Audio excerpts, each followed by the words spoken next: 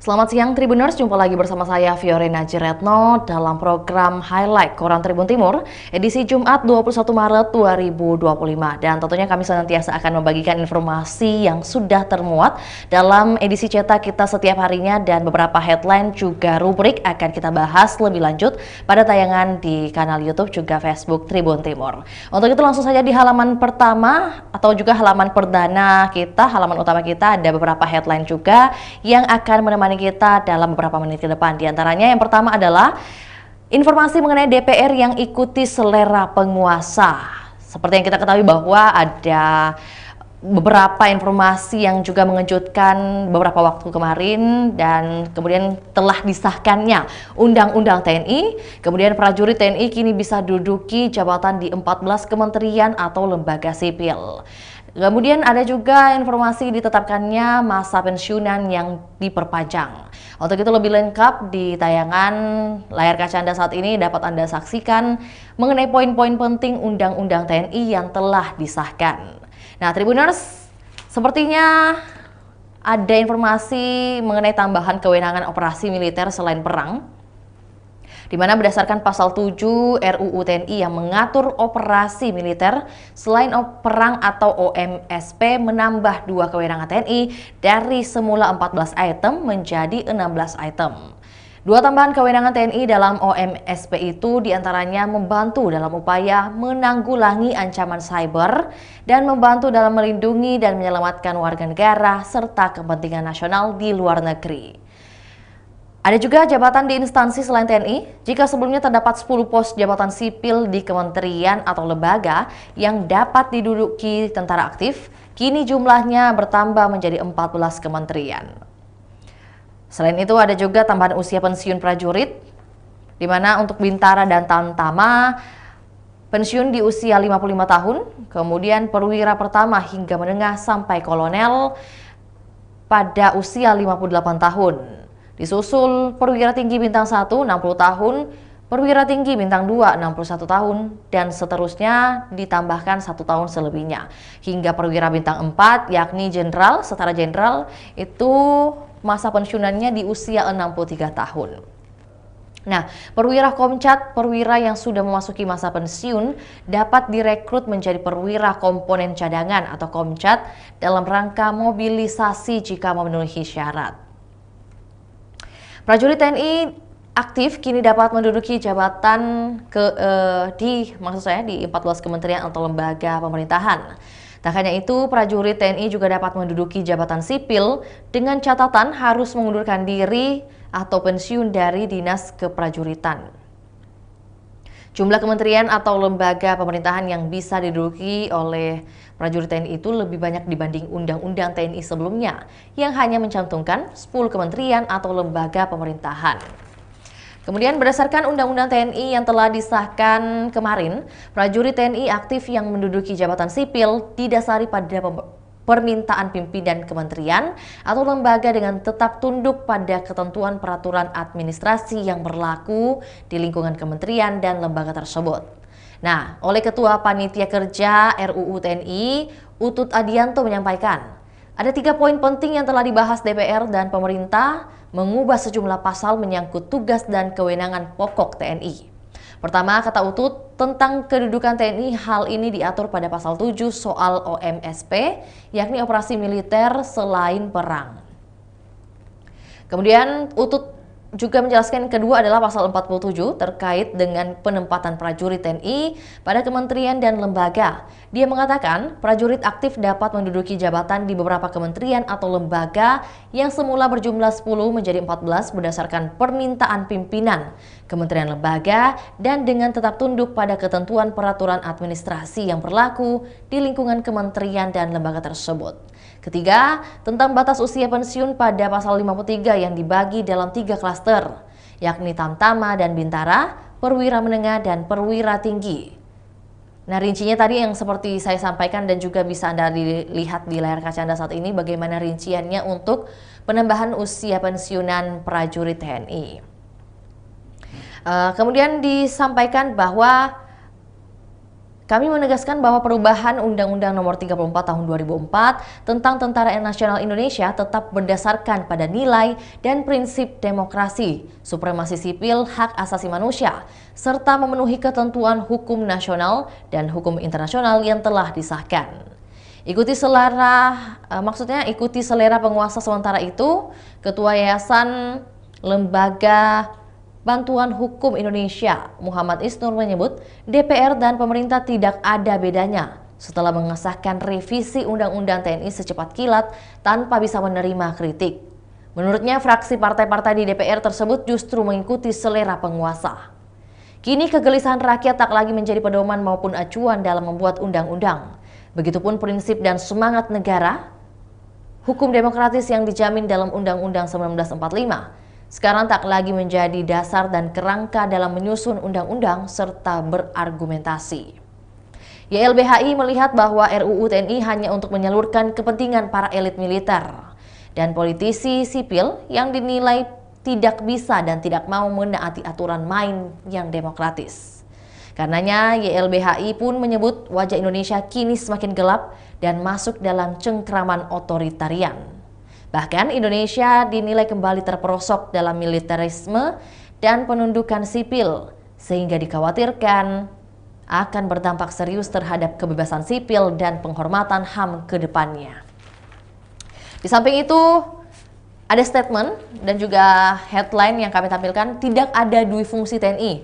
Nah, headline ini juga merupakan kekhawatiran dan juga kegusaran dari masyarakat atau rakyat Indonesia karena dikhawatirkannya terjadi lagi seperti di masa Orde Baru adanya dui fungsi TNI atau juga dui fungsi ABRI.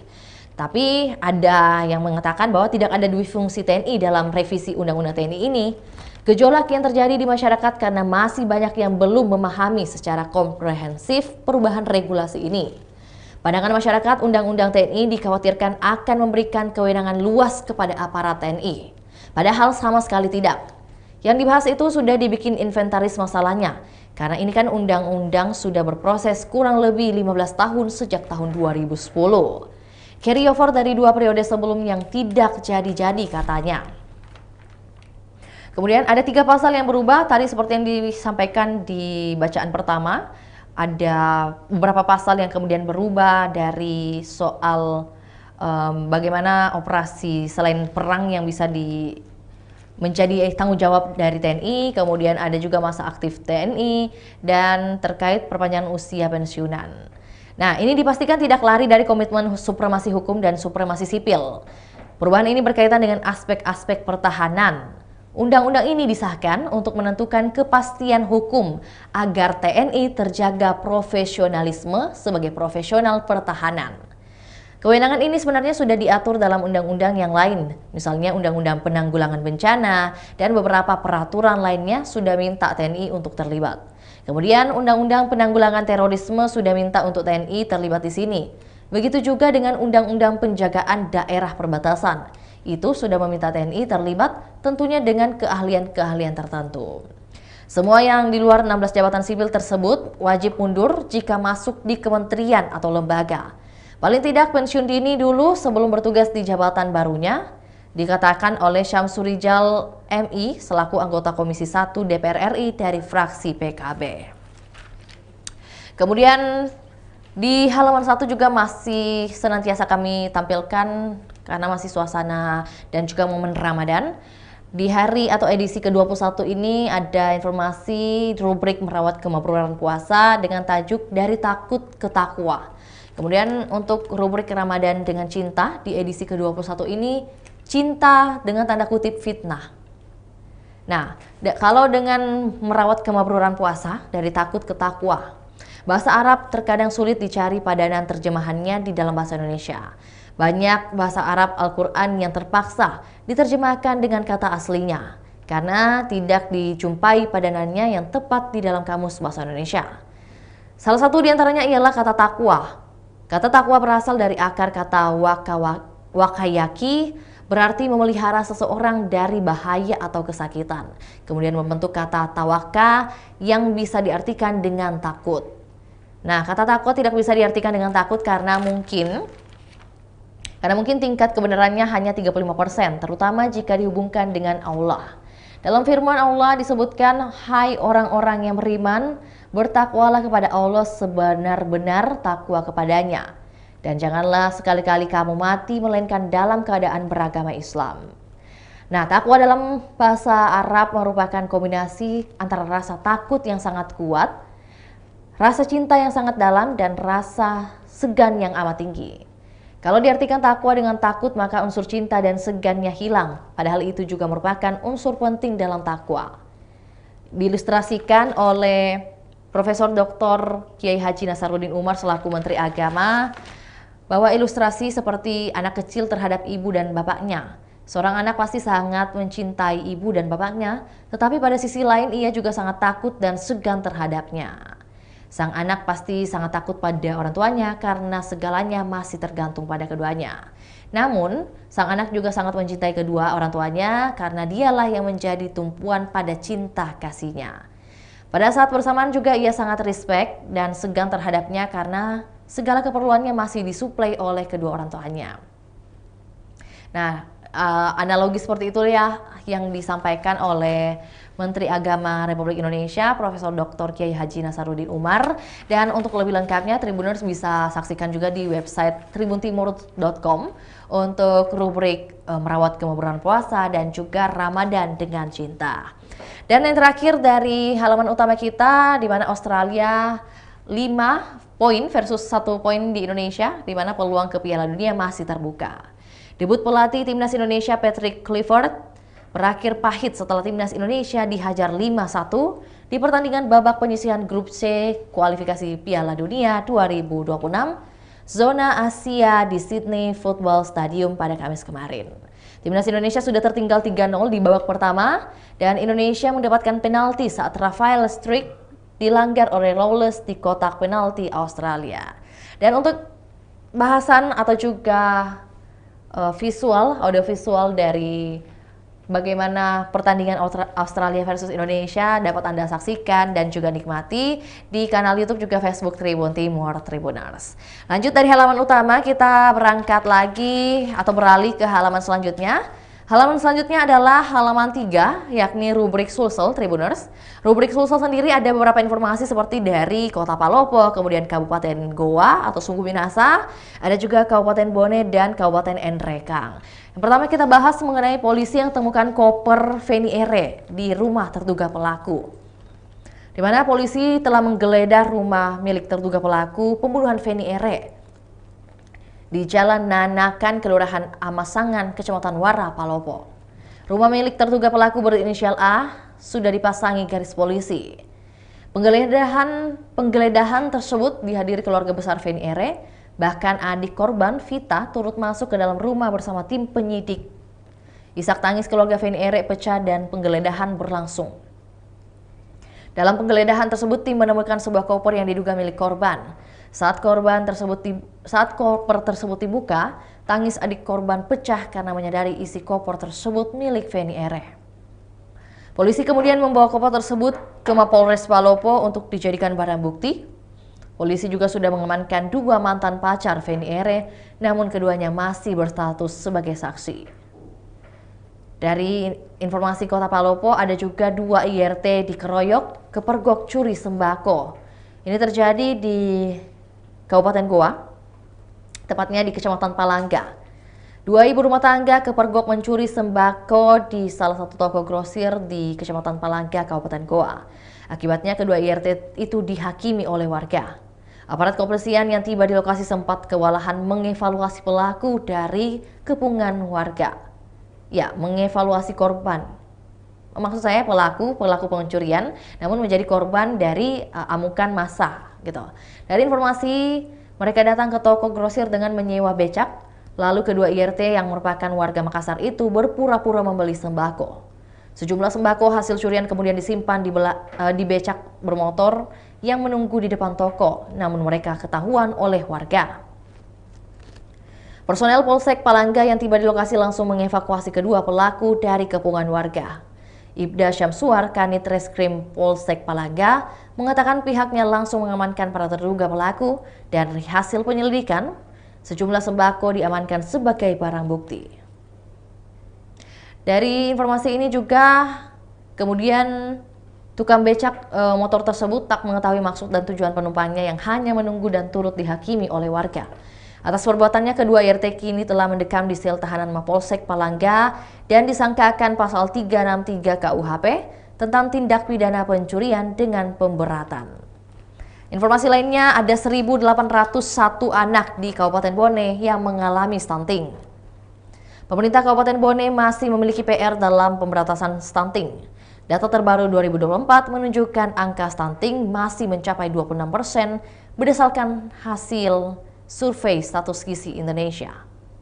PLT Kepala Dinas Kesehatan Bone Dr. Gigi Yusuf Tolo saat dikonfirmasi Tribun Timur pada Kamis 20 Maret membenarkan hal tersebut. Menurutnya jumlah ini masih jauh dari target nasional terbaru yang ditetapkan sebesar 16%. Ia mengaku salah satu faktor penyebab masih tingginya angka stunting di Bone berasal dari perilaku masyarakat. Ia mengaku faktor gizi seharusnya sangat tercukupi di Bone, mengingat daerah ini merupakan salah satu lumbung pangan di Sulawesi Selatan. Ia mengaku jumlah tersebut masih belum sepenuhnya akurat dan kemungkinan lebih besar, mengingat yang terdata hanya anak-anak yang telah diperiksa di fasilitas kesehatan. Terakhir, informasi pemuda Enrekang swadaya timbun jalan gara-gara diabaikan pemerintah. Sejumlah pemuda di Dusun Riso, Desa Pinang, Kecamatan Cendana, Kabupaten Enrekang, Sulawesi Selatan bergotong royong menimbun lubang di Jalan Poros Enrekang Pindrang. Aksi ini dilakukan demi keselamatan pengguna jalan yang melintas di jalan tersebut. Meski sedang menjalankan ibadah puasa, para pemuda tetap bersemangat melakukan perbaikan jalan secara swadaya. Salah seorang pemuda, Asbi, mengatakan bahwa inisiatif ini muncul karena kekhawatiran akan meningkatnya risiko kecelakaan lalu lintas di lokasi tersebut. Aksi ini dilakukan demi keselamatan pengguna jalan yang melintas jalan tersebut, dan kemudian lebih lengkapnya bahwa kejadian ini tentunya mengkhawatirkan dengan efek terjadinya kecelakaan lalu lintas di jalur Enrekang Pindrang.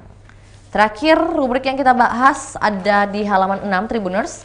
Untuk halaman 6 sendiri adalah rubrik Makassar, di mana informasi mengenai viral minta uang ke warga, ini alasan Lurah Tamarunang. Kemudian akibat judul, Rais gasak emas 125 gram, dan pejabat Pemprov dilarang terima hampers lebaran. Viral di media sosial, M. Ilyas yang menjabat Lurah Tamarunang ya, Kecamatan Mariso, Kota Makassar, Sulsel, meminta sumbangan kepada masyarakat. Ilyas mengirim surat kepada masyarakat yang memiliki usaha. Ilyas mengakui surat tersebut keluar atas perintahnya. Surat tersebut hanya diberikan ke 16 orang di Kelurahan Tamarunang. Ia mengklaim bahwa 16 orang tersebut memang sudah menjadi langganan dan kerap memberikan bantuan menjelang Idul Fitri. Ilyas mengaku maksimal 1,5 juta dana bisa terkumpul dari 16 warga tersebut. Dana tersebut, kata Ilyas, digunakan untuk menyiapkan buka puasa untuk masyarakat setempat. Apalagi pada hari-hari terakhir Ramadan sudah banyak masyarakat yang pulang kampung. Warung-warung juga banyak yang tutup, sehingga ia berinisiatif untuk menyediakan makanan berbuka alias takjil untuk masyarakat. Nah, Wali Kota Makassar akan melayangkan panggilan kepada Lurah Tamarunang, Kecamatan Mariso, M. Ilyas, di mana dia telah melakukan tindak pidana pungli atau pungutan liar kepada masyarakat yang memiliki usaha. Untuk itu Munafri akan meminta keterangan langsung kepada yang bersangkutan. Dan Munafri menegaskan, pemerintah kelurahan tidak boleh memungut biaya apapun kepada masyarakat, apalagi memohon bantuan dana kepada masyarakat menjelang Idul Fitri. Menurutnya, tindakan tersebut telah menyalahi aturan dan akan diberikan sanksi.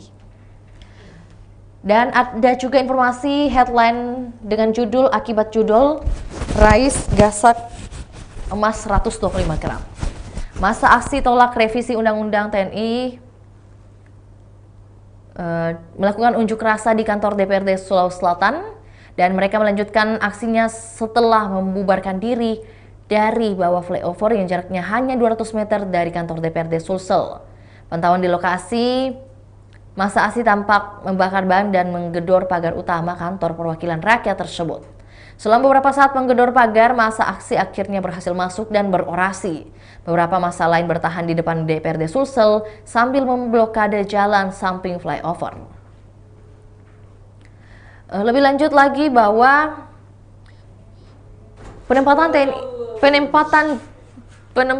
TNI di jabatan sipil bukanlah bentuk dukungan terhadap TNI yang lebih profesional.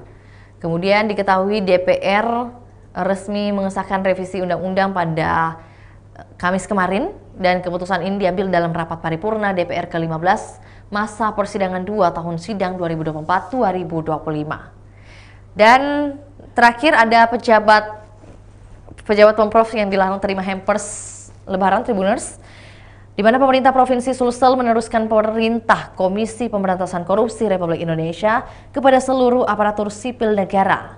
ASN Pemprov Sulsel dilarang menerima paket lebaran dari pihak manapun. Hal ini ditegaskan oleh Sekda Sulsel, Jufri Rahman, bahwa Gubernur Sulsel sudah menandatangani surat edaran yang merupakan lanjutan surat edaran KPK terkait larangan menerima gratifikasi. Jufri Rahman menyebut edaran KPK sudah sampai ke Pemprov Sulsel. Selama momen Lebaran Idul Fitri, pejabat Pemprov Sulsel pun tidak boleh menerima hampers kecuali paket makanan yang dikirim oleh keluarga terdekat. Sementara itu hampers lainnya dilarang diterima oleh pejabat Pemprov Sulsel. Jikapun ada yang mengirim, pejabat diminta meneruskan paket tersebut ke lembaga sosial. Dan yang terakhir, Dinas Kebudayaan Makassar bahas situs megalitik, di mana Dinas Kebudayaan Kota Makassar terus berupaya untuk melestarikan sejarah peninggalan megalitik yang ada di Kota Makassar. Hal ini mendorong Dinas Kebudayaan untuk melakukan FGD yang digelar di ruang sidang Museum Kota Makassar, Jalan Balai Kota. Dan FGD ini bertajuk Strategi Pelestarian Tinggalan Megalitik Makassar menuju pengembangan kebudayaan yang berkelanjutan. Oleh Kepala Dinas Kebudayaan Kota Makassar, Andi Hervida Atas mengatakan, Dinas Kebudayaan berkewajiban untuk melestarikan, melindungi, dan mengembangkan situs-situs yang ada di Kota Makassar, termasuk situs megalitik Beroangin Toa yang berada di Kelurahan Bira, Kecamatan Tamalan Rea. Situs ini merupakan satu-satunya situs megalitik yang ada di Makassar yang meliputi berbagai artefak megalitik seperti batu berlubang, lumpung batu, dakon, batu bergores, batu temu gelang, dan sumur tua yang menandakan bahwa adanya kehidupan di masa lalu. Nah, informasi tadi juga sekaligus menutup perjumpaan kita pada edisi Jumat 21 Maret 2025 Tribuners. Terima kasih Tribuners senantiasa menyaksikan program kita setiap harinya. Dan jangan lupa saksikan terus juga program reguler lainnya yang akan hadir setiap harinya hanya untuk Anda. Akhir kata, saya Fiore Najiretno, mewakili kru yang bertugas pamit undur diri. Selamat siang dan sampai jumpa. Download Tribun X sekarang, menghadirkan lokal menjadi Indonesia.